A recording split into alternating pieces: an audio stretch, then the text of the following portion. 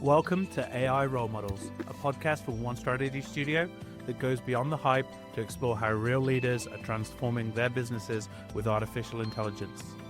In each episode, I'll sit down with pioneers from the world's leading brands who are reimagining marketing, insights, and innovation with AI. But we're not here to talk about theoretical possibilities. These are candid conversations about the real challenges, unexpected victories, and practical lessons learned from implementing AI in organizations. Here's today's episode. Hello, everybody, and we are here for another exciting episode of AI Heroes by One Strategy Studio. I'm your host, Dave Carruthers, and I am delighted to be joined by Didem Molay. Didem has over 20 years experience working at companies like Unilever, Diageo. Didem, welcome to the show. Thank you. Thank you, Dave, for having me today. It was great to be here. 100%. So, Didem, you're currently in a role at Unilever Food Solutions, working across kind of marketing. Can you tell us a little bit more about kind of your role at Unilever and what you focus on? Sure.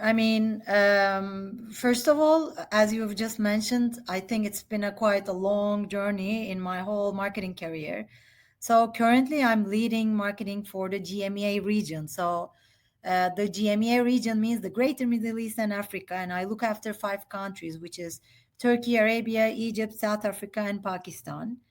Unilever Food Solutions is the B2B brand of Unilever, which means that we target restaurants, hotels, and like caterings. So it's not like our target group is the end user, but it's basically the businesses. So that's what my whole like what I'm doing the past 4 years. But before that, I can say that I had the privilege to work with marketing, like market leading FMCG brands, like you have mentioned, Diageo, and there's another market leading brand in Turkey, which is called Ülker. They're also the owners of Godiva chocolates. So it's been quite a journey, I would say. Yeah, fantastic. So obviously everything over the last few years has been kind of impacted by the rise of AI and kind of we're going for a huge transformation kind of as an industry. Tell us a little bit about kind of where was the first moment kind of AI kind of appeared on your radar as a marketing leader, and kind of what was your initial reaction to your first kind of exposure to that? Yeah, first of all, I can just say that it's a whole new world because when I first started 18 years ago, there was only websites and then Facebook. We really just developing apps for Facebook, Hmm. and it was more about like gut feeling, creativity, like brainstorming, like storytelling. But as I said, it was just like digital marketing. It was very new. But fast forward to today, it's like a whole new world, and now we're using the creativity, but then we need to blend it with data and technology. It's very different. But to be very honest, the first time AI really landed on my radar was as a marketing leader. It wasn't a big boardroom or like through some official Unilever pilots or anything. It Hmm. was actually much more like a personal experience, and it was more hands-on. So I remember it was like exactly 2 years ago when I was working on my own Instagram post for on my own account, and then I wanted to caption, and I actually wanted to be a little bit like catchy and engaging. So I said, why don't I try ChatGPT? So I thought, okay, let's try. And then I started, crafting my caption of my Instagram post with ChatGPT. And Hmm. actually, the result was like so much better than what I would have come up with my own words. And it sounded just like me. So it was really creative. But the real surprise was, when I posted it, the engagement on that was like really higher than what I always have.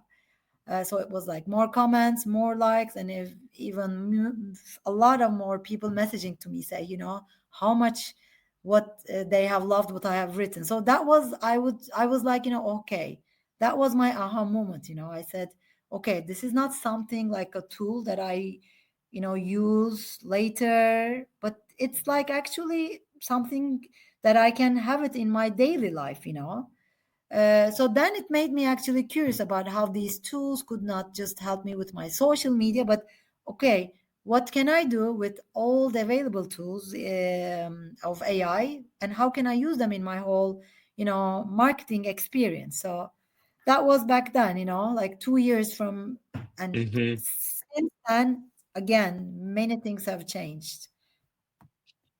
They certainly have. I mean, it's almost overwhelming the speed at which the space is moving at. Obviously, we saw just this week OpenAI announced agent framework and agent builder, allowing you to connect a whole bunch of tools. That's going to reshape the landscape again.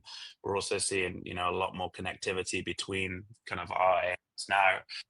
I guess what's been your kind of over the last couple of years, how are you seeing kind of AI transforming kind of the approach to marketing within a company like Unilever? And maybe touch on more, obviously you're focused a bit more on the B2B side of the business. And, I'm sure maybe, the consumer side of the business is finding more exposure to it. But I'm really curious about the AI impact, particularly on the B2B side. Yeah, I mean, it has really truly revolutionized the way that we approach marketing, and especially what we have done with One Studio strategy. It really showed me how things can change on how we focus on consumer or like customer insights. So that's how what we have focused on, especially in what I'm doing at Unilever Food Solutions. So I mean, especially if I just like look back at just a few years ago, so much of work what we were doing, it was all relied on the traditional research cycles, manual data crunching. But now, I mean, I'm always looking for an AI tool that can help me to speed up the research process and to understand our customers and make decisions. So that's also how I use the One Studio AI actually. Not I don't want to say the tool, because there's it's not only that tool, it's like that whole strategic Hmm. tool plus the human touch that you guys are doing. So I mean, I can say that that was like the most exciting changes that has been speed and the depth of the insights we can access. So for example, what we have done in our B2B world with the AI, with One Studio strategy, is that instead of spending weeks and weeks on the research, we use let's say the One AI strategy, and also we had all these like 164 documents of research. We used Hmm. the tool to combine them. So, and my struggle was actually to define the innovation spaces. So, what really my customers want, and what's the real pain points of the chefs. So, but and the other thing that I was actually a real eye opener was that, um, so instead of doing like innovations on a country based level, I do want to do regional ones because we need to go for bigger innovations. But I just Hmm. didn't know how. So combining all these researchers in the countries, coming up with solid four spaces of innovations, and then creating those ideas under those, it was like a very, I think no one has done it before, especially in B2B. So yeah, it's much easier to get data for an end user, but this has also proven me that the way we have iterated it, it was also um, I mean, I have validated the results with the real chefs afterwards, right? And it was all Hmm. validated, the needs, the spaces. So this is how I used actually the whole the AI. Yeah, yeah, for sure. I think, as you say, I think a lot of people focused in this world of AI about the efficiency side of things and the speed. And I think what that often misses is the core benefit of the speed and efficiency is not that things can necessarily be just done faster. It's what time does that free up for both yourself, the strategists that you're working with, to really think more deeply about the business problem, to really be a lot more critical of the results, rather than spending all of that time kind of doing the work. I'm curious where you see kind of AI's most kind of impact across things like maybe like the campaign side of marketing, and kind of the ad side of things. Uh, can you repeat the question? You said the Yeah, campaign sorry. side. Yeah, like, so from a like, what are you seeing in terms of AI's impact on kind of marketing, campaign execution, kind of advertising strategy? Is there anything that you're seeing with your colleagues across the marketing team there that's been interesting to you? Actually, yes, because we also have another AI tool that we use. So what we did was, so we have used the AI to test. First of all, we tested two visuals, and Hmm. then with that visuals, so we use an AI created version, and an internal agency created version of it. So, and now we have seen with the AI created version, when we have created the campaign with the AI, actually the digital assets were much more improved. And just like linking it back with my own Instagram caption, I can say Yep. that the engagement levels were very high. So, I mean, but on the other hand, this is like very limited because, as I said, we are B2B. That's why we don't have much end user campaigns. We don't do that much. But so that's why I just don't have much examples on that. But again, I'm saying, so we just use one or two, I think it was like product campaigns that was like, again, targeting chefs. Yep. So that's it. Okay. Well, yeah, that makes a ton of sense. Um, I guess when you think about, obviously Unilever, huge multinational global organization, kind of implementing these types of tools across a big company like that. Unilever's always been thought of as very kind of forward thinking, and is always kind of been on the cutting edge of particularly kind of consumer insights. I guess, what have you seen as the kind of framework you've seen the company adopt with regards to tools? Are you a different pockets testing different things? Is there, a more core strategy? Tell us a little bit about how you've seen kind of AI been adopted. So, I mean, first of all, I can see that the role of marketeers has changed with with this new adaptation. So it became like, we are not really creative campaign managers. So we are more Hmm. like strategists. So all the, functions need to come together. So, we used to work in more silos. So like Yep. CMI, our like research department used to do research, and then we used to take the results. But now, I mean, it has changed. So I think instead of working on more silos, so now we started that. Also, the whole adaptation of the new AI made us work more in like more agile ways, right? So it's, instead of working on different silos, we became one team. So I think that was one of the biggest, changes that we had to adapt instead of having like different functions. So now we're all together. So my CMI is with me. Even sometimes I ask my like IT team to be with me, to really Hmm. understand. So, and also like marketing, even like, it's just like now a whole combination of all the, functions, which is a different change for us, by the way. Yeah, for sure. So thinking about, obviously, you've seen it reduce silos, you've seen kind of more collaboration cross-functionally. We've talked a bit about the efficiency. So a lot of Mhm. those things, so all of those things, I would say, would be considered kind of positive impacts and benefits of using AI. Let's kind of, like, not everything's perfect. Rather than just focus on the positive, what are some of the maybe challenges you've seen that AI has introduced into existing workflows, processes, or just things where you feel maybe it's not quite ready yet, or kind of there's some doubt across the organization, maybe with different stakeholders, would love to, like, we don't like to focus just on the positives. Like, what have been some of the challenges or gotcha moments?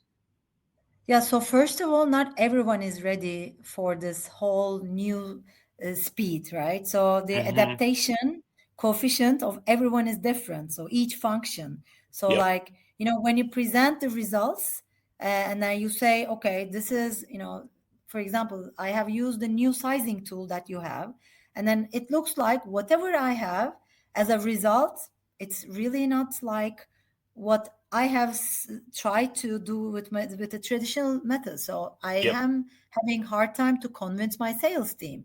So with the new sizing tool that you have, it looks like one of the products is the highest selling, but then my sales team is telling me no, it's not. So I think first of all, everyone is not that agile. So that was one of the Yep. um, disadvantages, I can say. And also some people just like use the results has just like as just like end results, but they're not. Mm. I mean, I use this whole process just to speed up what I have been losing a lot of time with traditional research. And also I use it as like to combine all the data that I have.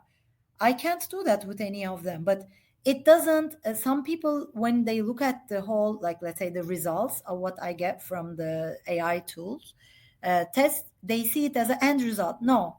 So that's also a little bit a change, a behavior change. So I use it as a beginning to guide me. So I think that mindset change, because some people are just like taking it as it is, because that was how it was with the Yep. traditional research. So we see the Mm. research, we say that, okay, this is the end result. We believe in that one. But here, again, this guides me.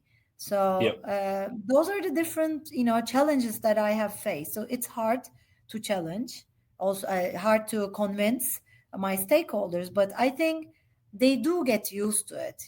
That's what I am seeing now that they're asking me, why don't we ask or like see if there's another AI tool that's available to solve this problem? So that shows me that they're adapting also. Yeah, teams are definitely adapting to it, and I agree wholeheartedly about not everybody is on that same trajectory in terms of like how comfortable they are with this.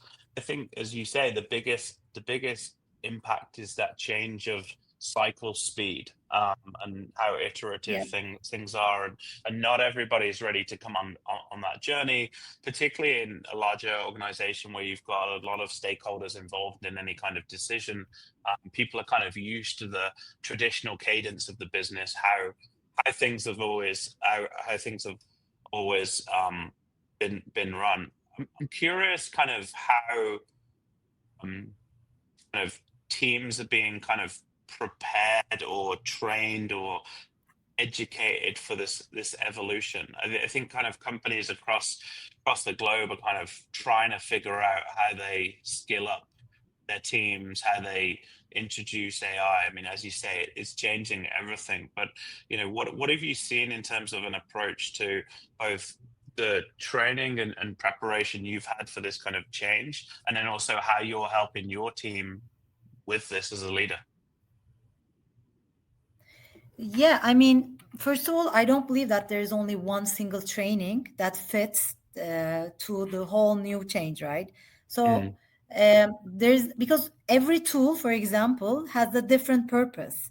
So Yep. what I tell my teams is that first of all, don't be scared to fail, and also I keep stretching them. I'm like, okay, and by the way, I do this with my whole CMI team, the consumer market insight team, because they're still the backbone of what we turn data into actionable insights. So I have been I have been working them very closely, but now it's been a different way of working with them. So it's not like I brief them and then I'm like, okay, I'm waiting for the results. No, so I'm saying, okay, let's all figure out what is available out there for our purpose. For example, the synthetic personas Mm. formed by AI. It's like something that now I'm trying to understand. So I think I would say the way I train my team is not like, okay, go online, get an AI training. I seriously don't believe in Mm. that. It's just like, let's listen to that agency. Let's try to use this tool. The more you're familiar with what's out there, I think the more it makes you comfortable to work with. So, like 2 years ago, I'm telling you, I was just like trying to see how ChatGPT Hmm. works. Now I don't even look at it. Yeah. But so, by the way, our company like Unilever is also very eager and to have all the AI implemented in what we do. So for example, I mean, yes, we are using Copilot, but Copilot is seriously in most of the things that we're doing. So just like basically, but just what I tell my team is that, keep trying, don't be scared to fail, just get familiar, meet with all these agencies that are out there selling their Yep. tools. Just listen because everyone has a different proposition. So that's what I do and tell my team Yeah, I feel actually. that's critical, like getting exposure to the variety of tools, services that are out there. There's so many people doing cool and interesting stuff. Obviously, there's some of those things you'll be like, wow, that's super interesting. Others you'll be like, yeah, I'm not 100% sure. But just seeing the art of the possible, seeing what solutions are out there, understanding, okay, how would this and this connect? How would maybe this solve this business challenge? And then, yeah, the other thing, and I think we hear it a lot on this show, is leaders creating space for their teams to fail. I think historically, like a lot of our work within a corporate environment, larger corporate environments, has been, everything has to be right, everything has to be done correctly. It's great to see Yeah. kind of even larger. And you know what? All right, good. I'm gone. I'll add one more thing. I just want to add one more thing here. I think because of the region that I am in, the Middle East region is like such a dynamic Yep. region. So it makes things more interesting, actually. So, I mean, the digital adaptation is happening at a lightning speed, like where Arabia and like, how Saudi is attractive, but every market has its own Mm, culture and needs. So, and I work in this whole volatile, dynamic environment. So, I mean, not like a stable environment as Europe. So, this is, and also, most of the startups are around here. So, I think that also gives me that, let's say, confidence to keep trying and failing because, as I said, there's not one model that fits in my region because of how yep. dynamic it is. That's why I think I combine the whole cultural changes, how dynamic my region is with what's out there with AI. So that's why I think it makes it a perfect place to try and fail at this Yeah, stage. you talk about the region, to kind of Dubai, the Middle East, a lot of startups kind of coming out of there, a lot of interest in new tech. Is there anything that kind of comes to mind, or any company you want to give a shout out to that you've seen something kind of and been like, oh wow, that's super cool. First of all, I mean, what I have done with One Studio strategy is it's amazing. Like seriously, every time when I see that there's an update, I do want to Yeah. try it. The sizing tool, the updated one, I have just tried it. I have seen the results. It's amazing. I can't believe that, I had put those products in a funnel and then I have tested it with the sizing tool. Oh my God, whatever I put in there, it's like highly indexed. One thing. The other thing was actually, in my B2B environment, it's so hard to get chefs to answer the Yep. questions. So I mean, I can't have very much like in-depth Yeah. groups here, and also I don't have much data available. But the synthetic personas, it's quite interesting. Also, there's another agency. Again, mostly whatever out there is either acquired by a big agency that we work with. So there's another agency that I just talked to. It's just like, like what actually One Studio Strategy is doing, creating Yep. concepts and also like testing those concepts. So these are very great, for me.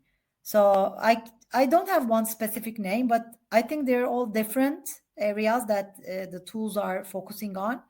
But seriously, in a world where I don't have much data and understanding, and it's so hard to get chefs Yep. understanding because it's not like, retailers. So all these agencies do help me, all these new tools help me on to understand my target Yeah, audience. the synthetic data side of things is fascinating, particularly when you've got a super, hard to reach audience like chefs that work on sociable hours. It's difficult to get to, things like that.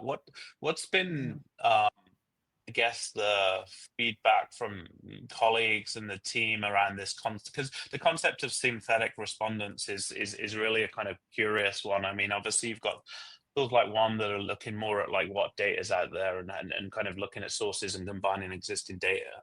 But the idea of creating a persona or a synthetic respondent, or having these respondents take a synthetic survey, yeah, what have you seen pushback from the business? Have you seen colleagues that are skeptical about it right now?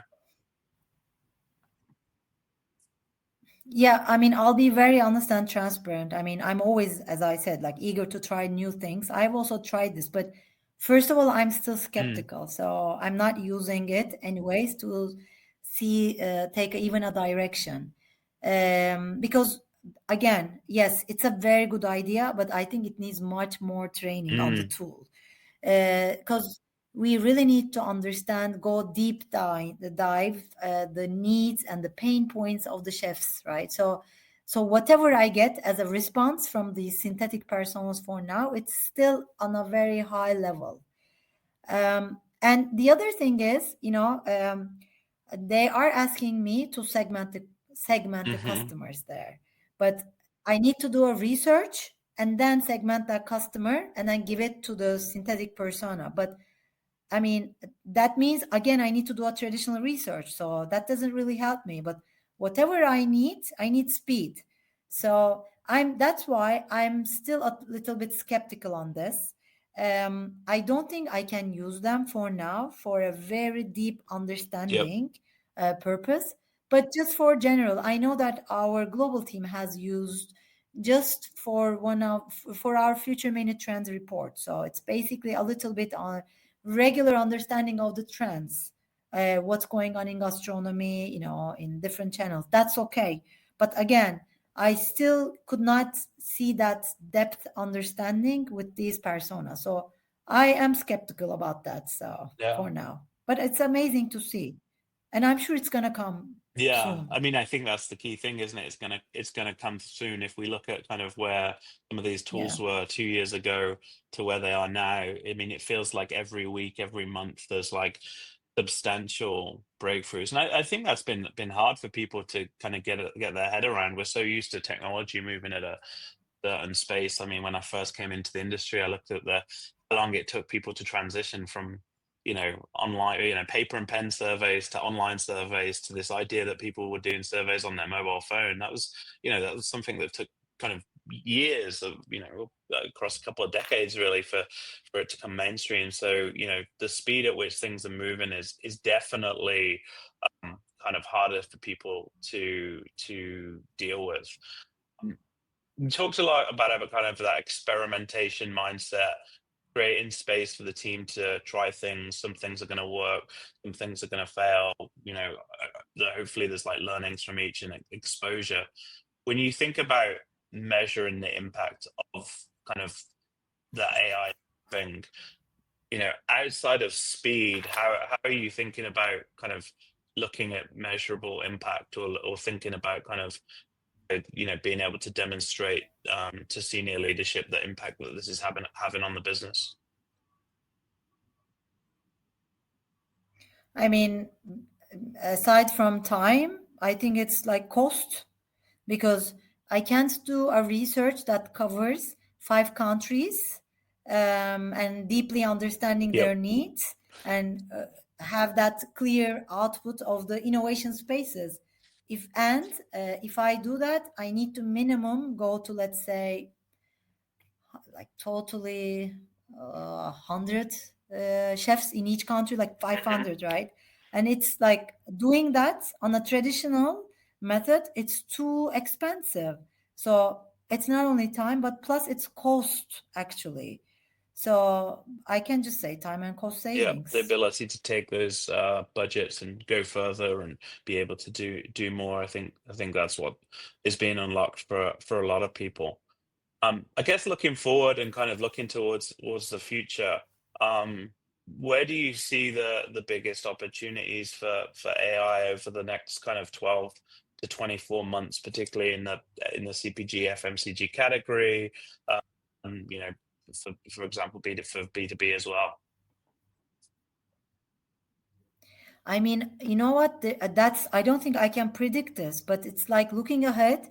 I'm very like excited what AI can do. So if I say that I see the future in, let's say, synthetic personas, I think I would lie. So probably 3 months later, there's gonna be another tool that we can't think about that's gonna do.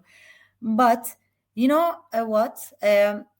I was feeling like the whole FMCG was going so traditional, with the campaigns, with what understanding. Now it's totally moving at another speed with this. So, like analysis, maybe like all those like hyper personalized experiences. I think the possibilities are really, really endless. So, but I mean, that's why I my only advice to all the marketing leaders is just it's very simple. I think just keep trying, start small, learn fast, and I don't really believe that there's not gonna be a need for the marketeers anymore, because AI is gonna replace. No, we are always important because a human touch is always there. Because anyways, we are the ones who's teaching, Hmm. right, the tool to be much better. So just I would say, as long as we keep our customers, our target groups at the center of our strategy, I think just go with the flow, and then the just pace of the change is only just like it's going to pick up more and more, I think. So that's what I can say. Yeah, 100%. It's AI is augmenting teams. I think, as you say, go with the flow, be willing to experiment, be willing to test and learn. I think the big takeaway from me was take that meeting, I mean, listen to what everybody's got to say. The kind of winners and losers have yet to be defined in this category yet. Everybody's got a unique insight and a perspective, and teams can learn a lot by just getting to exposure and seeing some of these tools and services work. This has been a fantastic episode. It's been so great to have you on the show. Really appreciate you spending some time with us today. Obviously, if any listeners want to connect with Didem, she's on LinkedIn. You can find her nice and easily. And yeah, Didem, thank you very much for being a guest here on AI Heroes. Thank you very much. I just want to end by just talking about my philosophy that I adapt in my life and in my business life. Maybe it could be an inspiration for everyone. Awesome. So um, yeah, I always say, adapt the philosophy of Vujade. Vujade is the opposite of deja vu. Deja vu is like we feel like we have lived the same moment Hmm. before, but Vujade is just the opposite way. That's what I do. So, I mean, if you have a problem that you want to solve in your business, just don't keep looking at it in the same way. Just adapt, try to solve it in other ways. And I think these AI tools that's around us is the perfect way, to look at your problems, your business problems, in another way. So I'm just saying, everyone adapt Vujade. Absolutely love that. So you heard it here first. Everybody adapt Day. Love that. Diram, thank you so much for being a guest. Until next time, Thank we'll you. speak again soon. Yep. Thank you.